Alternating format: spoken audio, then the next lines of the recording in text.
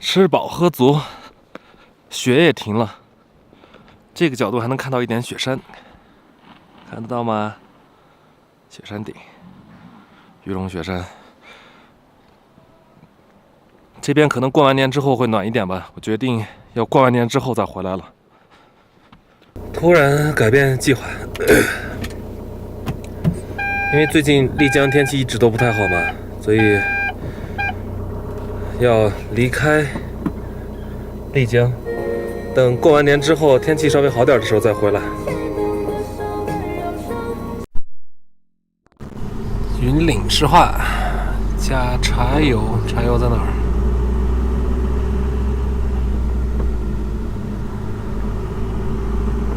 这中石化、中石油的卡，哎呀，对面有那个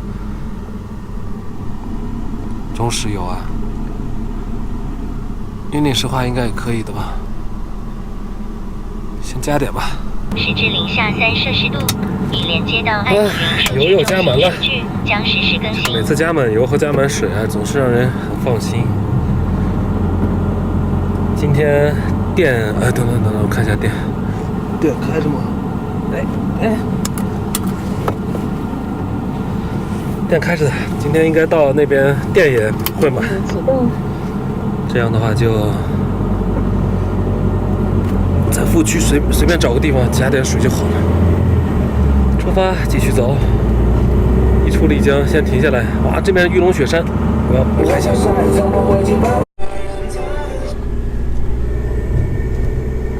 一路上都是雪山相伴，看这天阴的，天阴的也太夸张了。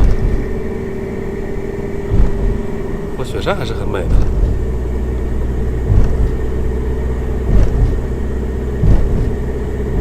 在云里面，看那个山顶上面有这个风力发电机，应该是那边山顶风很大吧。这边山上都有积雪，证明这边海拔还是可以的。但是我这种没有高反的人吧，体会不到海拔到底有多高，所以就只能看海拔仪吧。气人吗？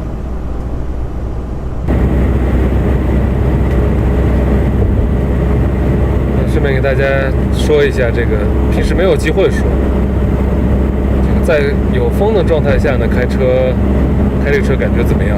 会不会飘啊什么的？今天风算是够大吧？昨天在那边我没放驻车支腿，这个车感觉都要被刮起来了。旁边那个小车也是，地上石头都刮飞了，你想那个风有多大？所以说，现在在高速上开着大概100迈吧，没有晃，全是侧风，左右来来回回，多多少少能感觉到一点，但是呢不会影响驾驶，都开得很轻松。而且这个车前头啊，它风噪很小，也能听得出来吧？我这个录音应该是都可以录得到的。室内呢，驾驶声比较小。之前有人问我这个为什么发动机声音那么大？是因为那个小薇他们拍摄的时候用的是指向型话筒。指向型话筒呢，它只会录它指的那个方向的声音，所以它会把那个区域的声音啊放大，无限放大，而它背后的声音啊就会很小，所以这个其实没有听起来那么大了。柴油发动机我现在已经完全适应，我刚开的时候也是有些不太适应，因为家里边都是汽油车嘛，没有开过。我之前开过那个卡车的那个柴油机，那声音才要大，那驾驶舱内哪能说成话，像跑高速简直全部都是噪音。那这个里边就还是挺安静的。大家担心的这些什么风噪啊，还有这个遇横风会飘啊，都不存在的。哇，这边有个海报，上午有副区，剑湖副区下，只要看到有风景的地方就立马停车。这边是希望不是中石油啊，又是云岭石化。他们说这个云岭石化的这个油啊，油质很好的，比那个2桶油的油质还好。所所以这个就不知道了。哇，这边有观景台，很棒。这服务区挺好，一个人都没，一个都没有，所以刚好把米洛放下来遛一遛。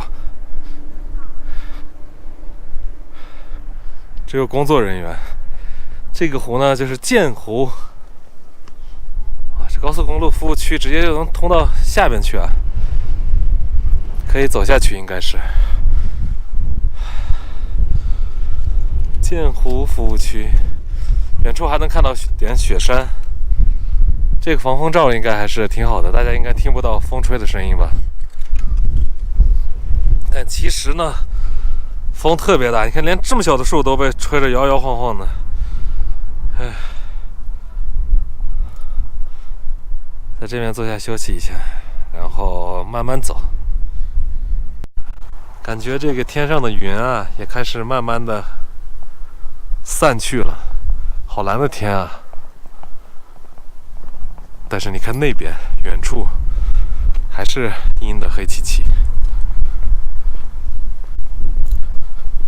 好了，回去了，我们走了，米洛，米洛。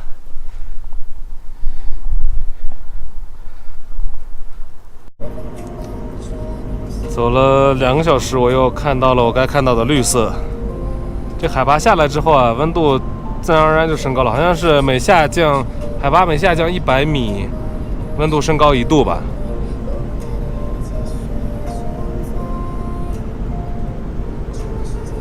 天也晴了，然后也热起来了。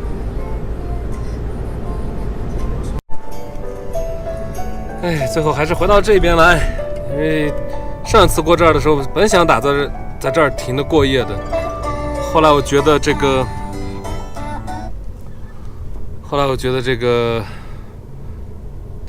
上关的风太大了。后来经过昨天晚上，我才觉得上关的风真是柔和、舒适、暖和。不比不知道呀，没办法。这个暂时今晚就在这儿了，不再跑远了。日落马上消失了。在这边停车停了3个小时吧，在车上弄电脑。哇，这个光线好漂亮，我要停止照张相。